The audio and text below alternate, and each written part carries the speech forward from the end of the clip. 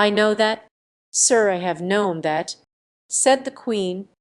"A long time, therefore I am delighted to be able thus publicly to mark my gratitude and my esteem. Permit me, madame," said D'Artagnan, "to reserve a portion for my friend like myself." He laid an emphasis on these words. An ancient musketeer of the company of Trevel, he has done wonders. "His name?" asked the Queen. "In the regiment," said D'Artagnan. "He is called Porthos." The Queen started. "But his true name is the Chevalier du Vallon, de Brachou de Pierrefonds," added Porthos. "These names are too numerous for me to remember them all, and I will content myself," said the Queen, graciously. Porthos bowed. At this moment the coadjutor was announced. A cry of surprise ran through the royal assemblage. Although the coadjutor had preached that same morning, it was well known that he leaned much to the side of the Fronde and Mazarin, in requesting the Archbishop of Paris to make his nephew preach, had evidently had the intention of administering to Monsieur de Retz one of those Italian kicks he so much enjoyed giving. The fact was, in leaving Notre Dame, the coadjutor had learned the event of the day.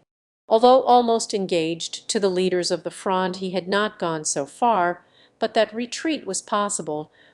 Monsieur de Retz wished to become archbishop in his uncle's place, and cardinal, like Mazarin, and the popular party could with difficulty accord him favours so entirely royal. He therefore hastened to the palace to congratulate the Queen on the battle of Lens, determined beforehand to act with or against the court, as his congratulations were well or ill received. The coadjutor possessed, perhaps, as much wit as all those put together who were assembled at the court to laugh at him. His speech, therefore, was so well turned, that in spite of the great wish felt by the courtiers to laugh, they could find no point on which to vent their ridicule. He concluded by saying that he placed his feeble influence at Her Majesty's command. During the whole time he was speaking, the Queen appeared to be well pleased with the coadjutor's harangue, but terminating as it did with such a phrase, the only one which could be caught at by the jokers, and turned around and directed a glance toward her favourites, which announced that she delivered up the coadjutor to their tender mercies. Immediately the wits of the court plunged into satire. Nogent Boughton, the fool of the court, exclaimed that the Queen was very happy to have the succour of religion at such a moment. This caused a universal burst of laughter. The Count de Villeroy said that he did not know how any fear could be entertained for a moment, when the court had to defend itself against the Parliament and the citizens of Paris. His Holiness the coadjutor, who by a signal could raise an army of curates, church porters, and vergers, Marshal de la Meilleraye, added that in case the coadjutor should appear on the field of battle, it would be a pity that he should not be distinguished in the mêlée by wearing a red hat, as Henry IV had been distinguished by his white plume at the Battle of Ivry. During this storm, Gondy, who had it in his power to make it most unpleasant for the jesters, remained calm and stern. The Queen at last asked him if he had anything to add to the fine discourse he had just made to her. "Yes, madame," replied the coadjutor, "I have to beg you to reflect twice ere you cause a civil war in the kingdom." The Queen turned her back, and the laughing recommenced.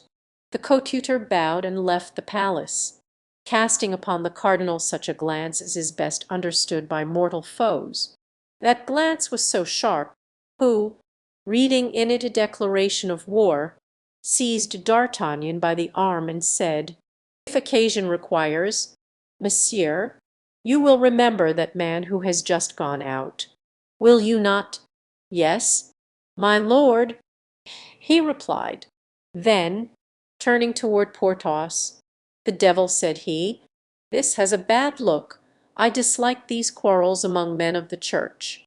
Gondy withdrew, distributing benedictions on his way, and finding a malicious satisfaction in causing the adherents of his foes to prostrate themselves at his feet. "Oh," he murmured, As he left the threshold of the palace, ungrateful court, faithless court, cowardly court, I will teach you how to laugh to-morrow, but in another manner. But whilst they were indulging in extravagant joy at the Palais Royal, to increase the hilarity of the Queen, Mazarin, a man of sense, and whose fear, moreover, gave him foresight, lost no time in making idle and dangerous jokes.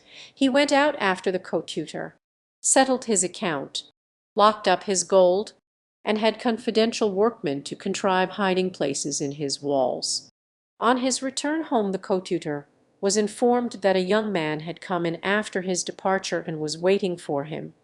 He started with delight when, on demanding the name of this young man, he learned that it was Lauvieres. He hastened to his cabinet. Broussels' son was there, still furious, and still bearing bloody marks of his struggle with the king's officers. The only precaution he had taken in coming to the archbishopric was to leave his arquebuse in the hands of a friend. The co-tutor went to him and held out his hand. The young man gazed at him as if he would have read the secret of his heart. "My dear Monsieur Lauvieres," said the co-tutor, "believe me, I am truly concerned for the misfortune which has happened to you. Is that true? And do you speak seriously?" asked Lauvieres. "From the depth of my heart," said Gondy. "In that case, my lord, the time for words has passed, and the hour for action is at hand, my lord. In 3 days, if you wish it, my father will be out of prison, and in 6 months you may be cardinal.